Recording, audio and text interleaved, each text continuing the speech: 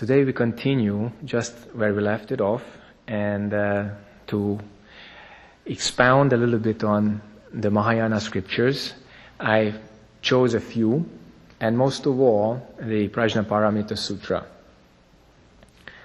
So we talked about how our consciousness functions, how our being can relate to the universe, and there is a very important sutra which we call the Heart Sutra.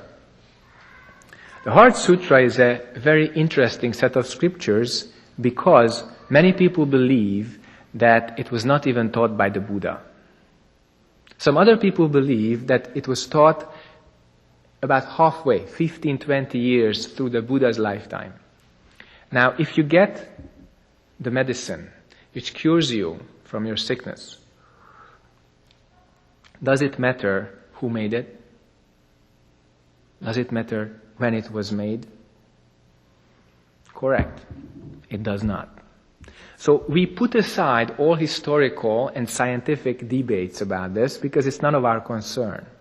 What our concern is what that does to our minds. And what happens is, when you read the Heart Sutra, at least for the first time when you read it, you do not understand anything. If you read other sutras, the Diamond Sutra, the Lotus Sutra, the Mahaparinibbana Sutra, you might understand a little bit. But with the Heart Sutra, it's constructed in such a way that as you read it, there are very few footholds for your intellect. So I'll just bring out one and the most important part, the very beginning. Avalokiteshvara Bodhisattva, when practicing the deepest transcendental wisdom, perceives that. This is the foundation. Everything else which comes after that is a very interesting set of negations. In Latin, it's called the via negativa, which means you eliminate all the unnecessary parts, and then what remains is what we really need. Okay? So the foundation is, in the state of practicing the deepest transcendental wisdom, Avalokiteshvara Bodhisattva, or any practitioner, perceives. So what do we perceive? It says that all the 5 skandhas, or the building blocks of our ego, originally are empty, originally do not exist. That's the form, the body, feelings, perceptions, impulses, and forms of consciousness. None of them exist by themselves. None of them have control over our existence. None of them have control over our Buddha nature. That's actually a pretty strong statement. Because if you say that your body, your form, or your feelings, or anything that you perceive, or any internal impulse, your willpower, or any form of consciousness does not have power over your Buddha nature, that means you are truly liberated. Okay? No more suffering, no more attachments, nothing whatsoever. And in fact, that's what the sutra says. Then we totally attain that form becomes emptiness, and emptiness becomes form.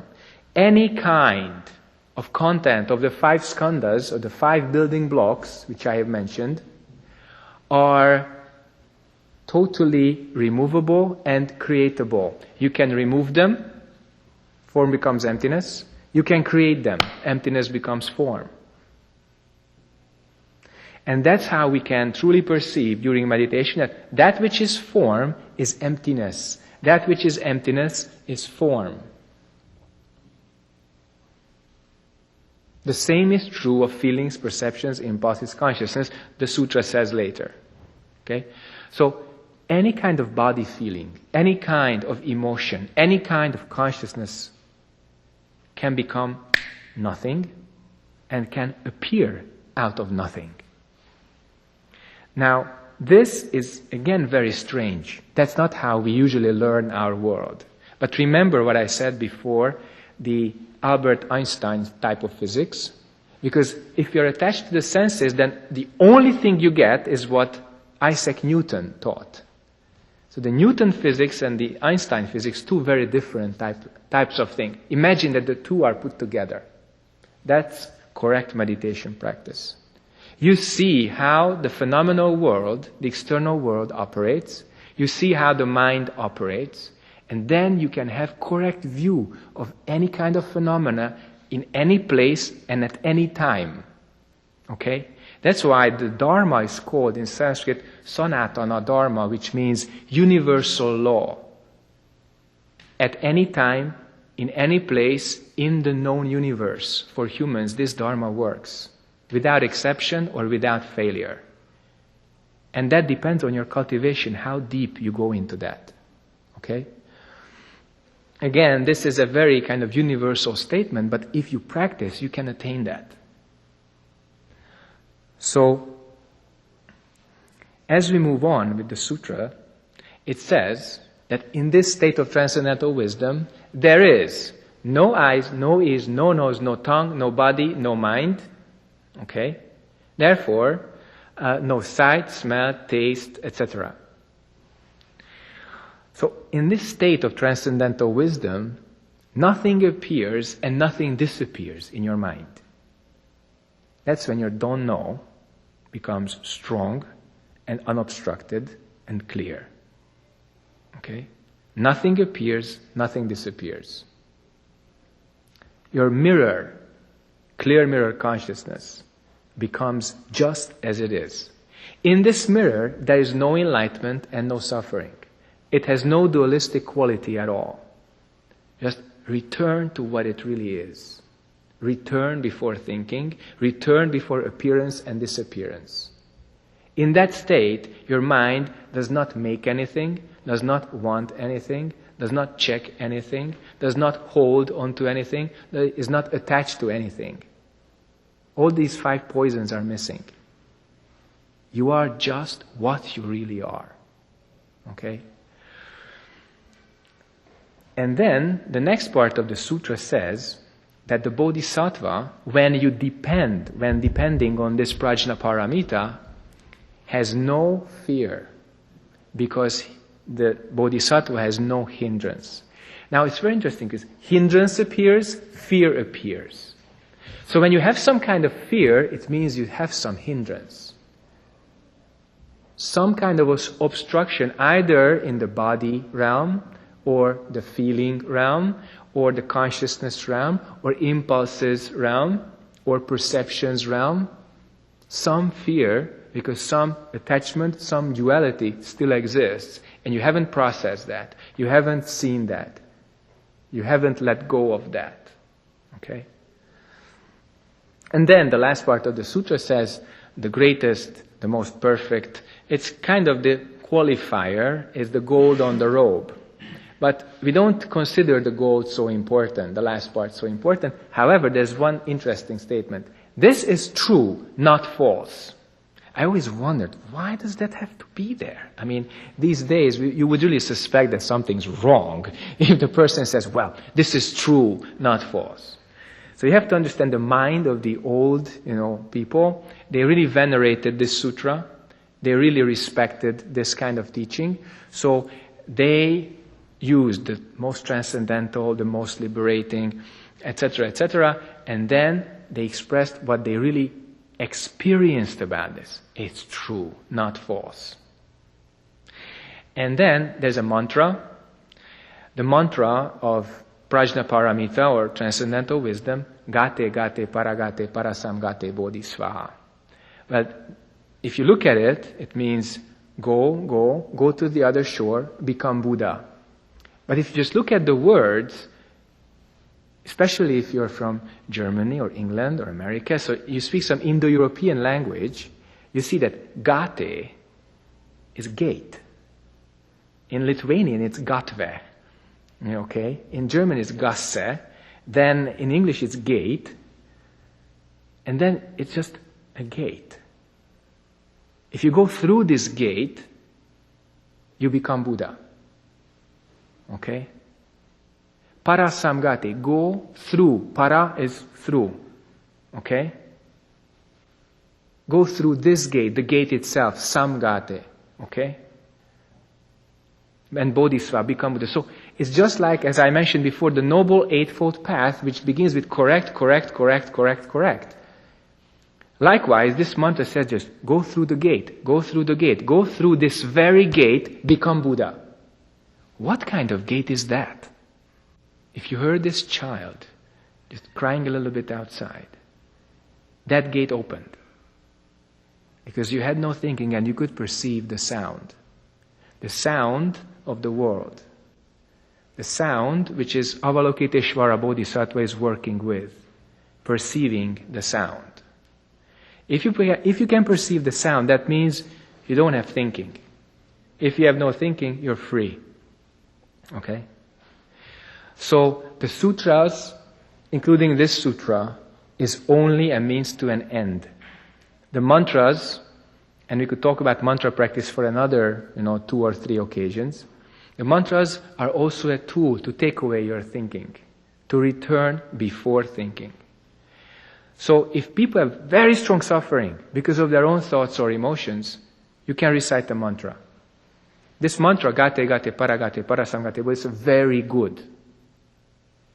Many people use it and they reduce their own suffering. So what is really a mantra or a mantra's job? And as I heard from another great teacher, a mantra essentially is the protection of your mind against your own harmful influence. Okay? So when you recite this mantra or any kind of mantra, then you don't let yourself harm yourself and this world and other people because of your bad thinking, bad emotions, which would cause downright opposites, suffering, conflict, etc. Okay? So that's the mantra's job. And talking about sutras is actually a very, very bad thing because it's not necessary. Already the sutras talk about some teaching which cannot be expressed in words and speech. So the sutras put that into words, and then talking about the sutras, even more words. So what's the use? And the answer is, it's food for you. You are interested, your intellect is curious, so many kinds of good food is necessary. One of them is the sutras. The other kind is a little bit talking about the sutras. Another kind is the mantra.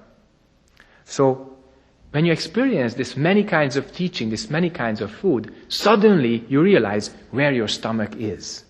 It's right here. Okay? Experiencing digestion so many times with so many kinds of food, then you really know, oh, that's how the body works. That's why so many traditions do so many kinds of jobs. But the point is always the same. Always the same. Become clear, help this world. Okay? Does anybody have any kind of question about anything that we have spoken so far, about mantras, about sutras? Can you point out the difference between the don't know mind and avidya or ignorance? Yeah, ignorance. Yeah, keep the mic with you, you might need it. So, if I want to explain to you, don't know mind means no thinking, no dualistic thinking. No dualistic thinking means 100% awareness in this moment. In Sanskrit it's called vidya.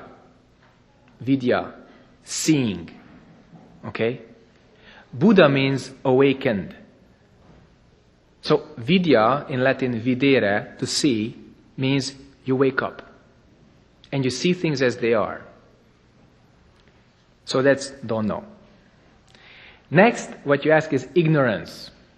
Ignorance is, first of all, blindness, avidya, not seeing. And why don't we see? Because we have so many ideas and so many attachments that we don't see things as they are, but we believe our dualistic thinking. So do not think that ignorance is the lack of thoughts. In fact, it's the abundance of thoughts. It's the attachment to thoughts.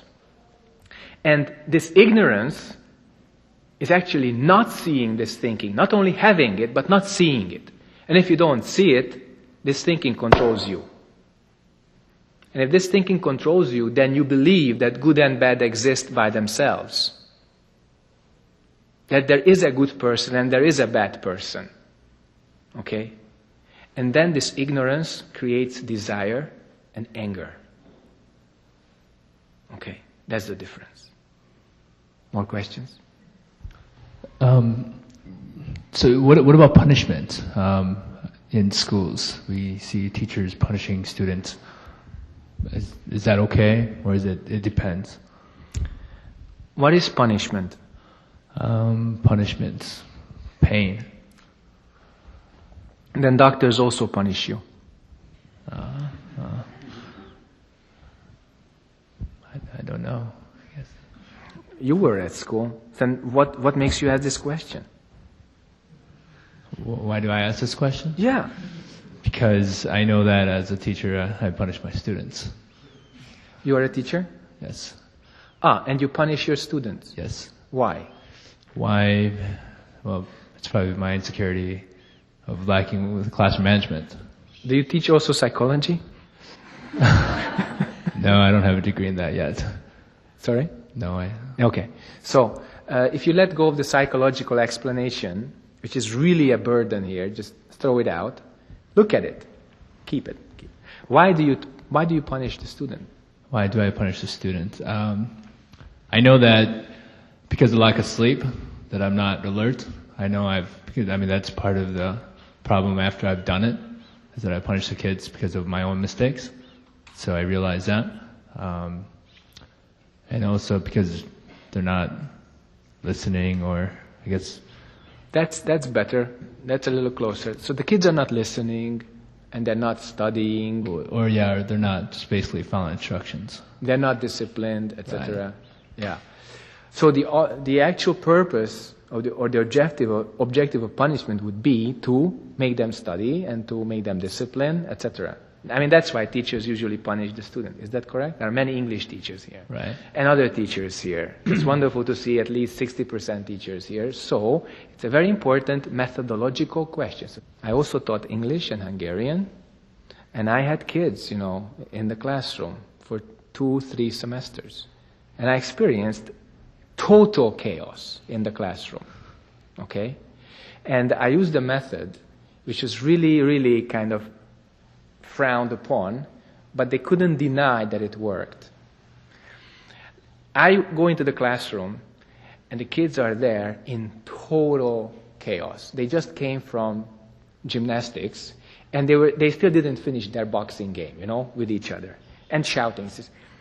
Then I got the word, just take them out to some play field, and that will be okay. I said, I'm sorry, we have a lesson to give. And I'm not giving up on the curriculum, so we're going to have that lesson. And then I come in and they say, oh, we know we are going out, we're going out, we're going. So everybody's shouting. I said, what did you say?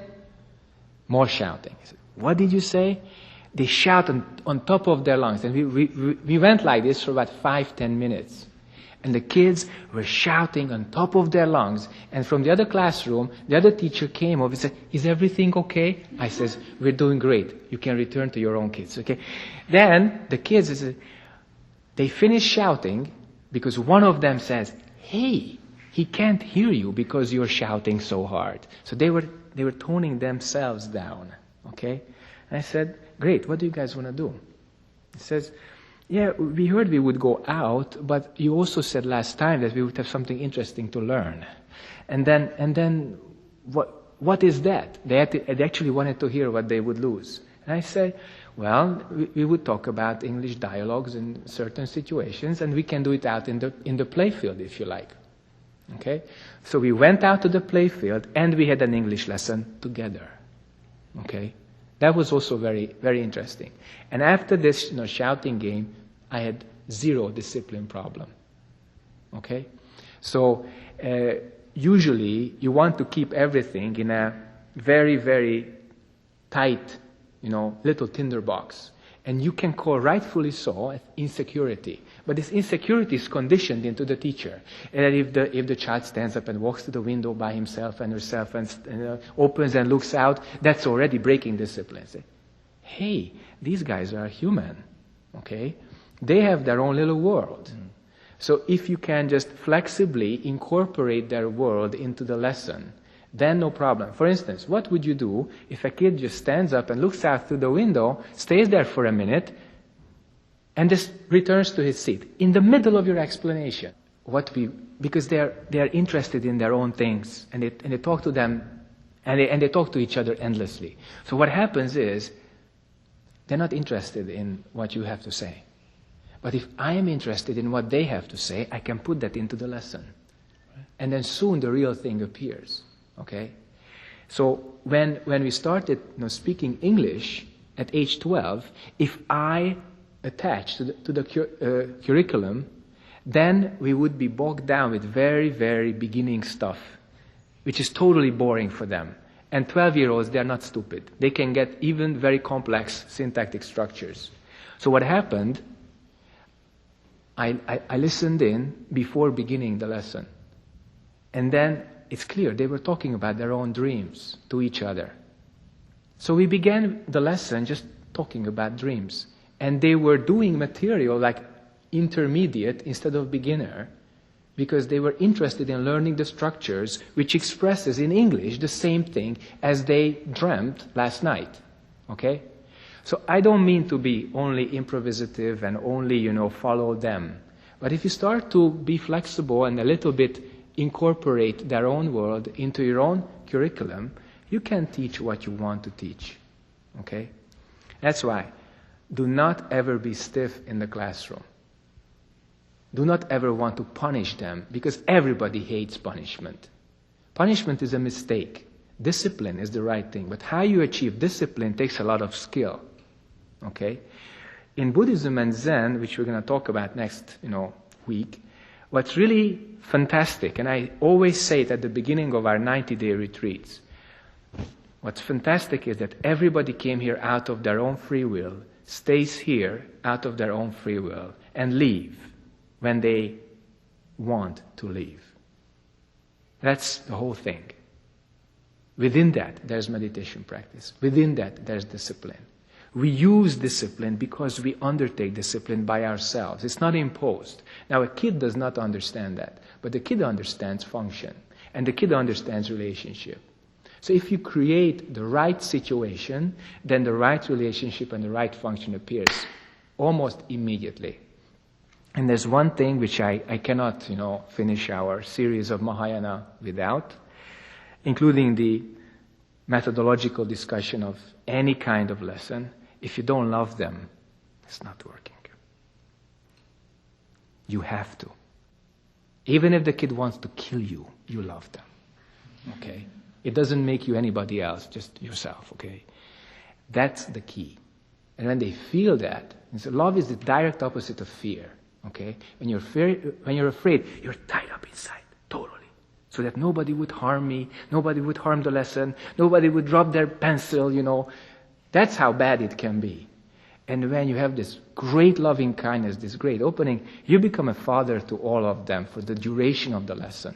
Okay? They feel it, and they love you back. Okay? Even the worst, the most reckless, the most naughtiest, they love you back. Okay? So, that was the end of our Mahayana section. And then, again in 4 brief successions, we will have the Zen bites, the Zen snacks of our teaching. So thank you very much for your attention. 이 프로그램은 더불어 사는 즐거움, 전동 휠체어, 전동 스쿠터 전문 업체 JS 홈쇼핑 협찬입니다.